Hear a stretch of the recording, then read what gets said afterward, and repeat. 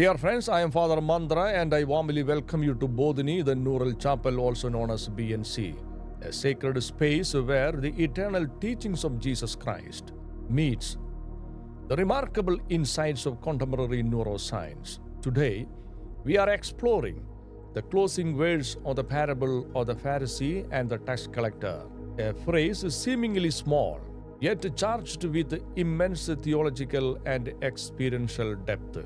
This man went down to his home justified. At first glance, it seems like a simple conclusion, yet in truth, it is not merely a literary ending, but the unveiling of the heart of prayer and meditation. Through these words, Jesus discloses the theory, the practice, and the goal of authentic prayer. In this phrase, he not only reveals the essence of meditation, but also dismantles illusions, those approaches to prayer that seek external validation rather than genuine inner change. Through the tax collector, Jesus outlines four progressive movements, forming the preparatory structure of meditation. First, standing far off, an act of metacognition, stepping back, seeing the self from a higher perspective, not lifting his eyes to heaven, an act of metanosis, awareness of limits and finitude.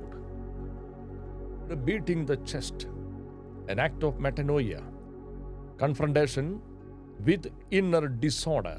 The short prayer itself, God have mercy on me. The first three are preparatory disciplines, orienting awareness, acknowledging dissonance, and confronting entrenched patterns. They steady the inner ground so that the final movement, a brief and transparent invocation, may arise in simplicity. Together, these steps form meditation as effort, deliberate actions that open the self toward receptivity. But Jesus does not stop with effort. He moves from what we do to what happens within. And this is realized in the final statement. This man went home justified, pointing to the transformation that follows. Now let us pause and understand this phrase word by word. First, went home, its meaning, its depth. Then, justified, its revelation, its inner significance. When Jesus says the tax collector went home, this is not about geography. It is a spiritual return, a homecoming to the innermost sanctuary of the self. This home has two complementary dimensions. First, the body as home. The body is our first dwelling place, mediating perception, sight, sound, taste, touch, smell, as well as inner signals, heartbeat, breath, posture, balance.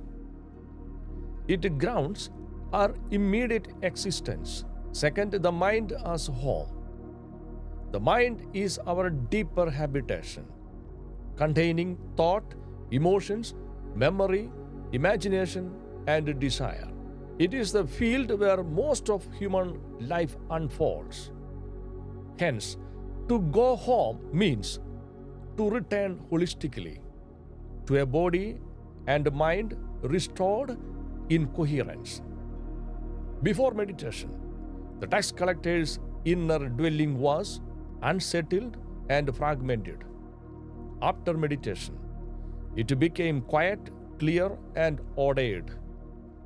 From a neuroscientific perspective, this return corresponds to a shift in the nervous system from sympathetic arousal stress to parasympathetic balance, rhythm, stability, and clarity. Now let us turn to the second word, justified. The term justified transcends the juridical sense. In biblical theology, it means being set right with God. In the context of meditation, however, it signifies internal realignment rather than an external verdict. The tax collector's justification is not described as divine approval descending from above, but as existential transformation arising from within. He arrives conflicted, but departs aligned, coherent, and whole. The analogy with the textual formatting is instructive. When text is justified, irregular lines are aligned into order.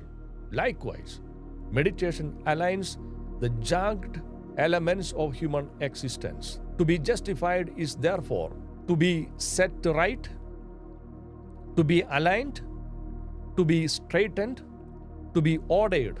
This alignment manifests across multiple dimensions. Spiritually, communion with God's presence.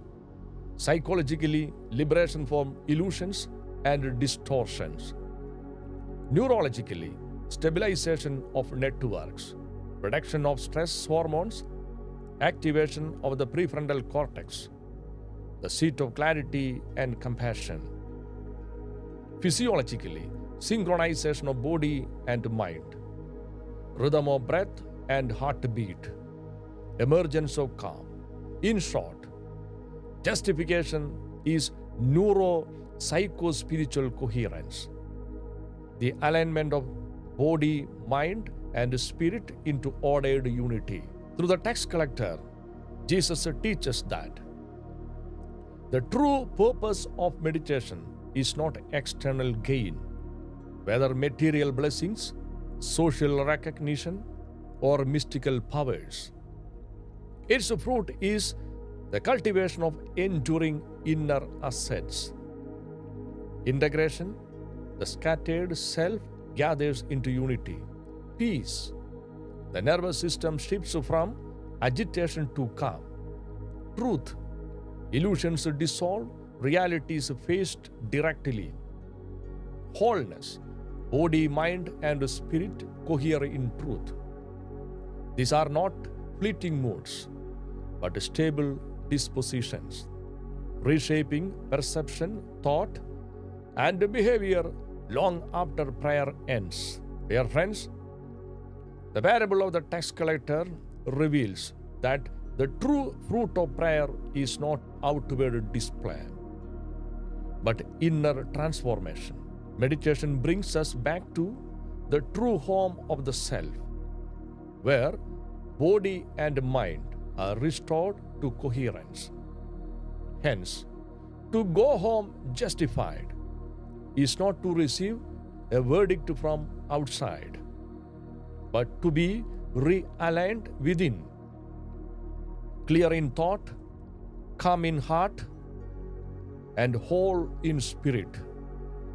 Thus, the fruit of prayer is not a passing feeling, but a stable wholeness that reshapes how we live, clarity in vision, harmony in breath, balance in the nervous system, and communion with God.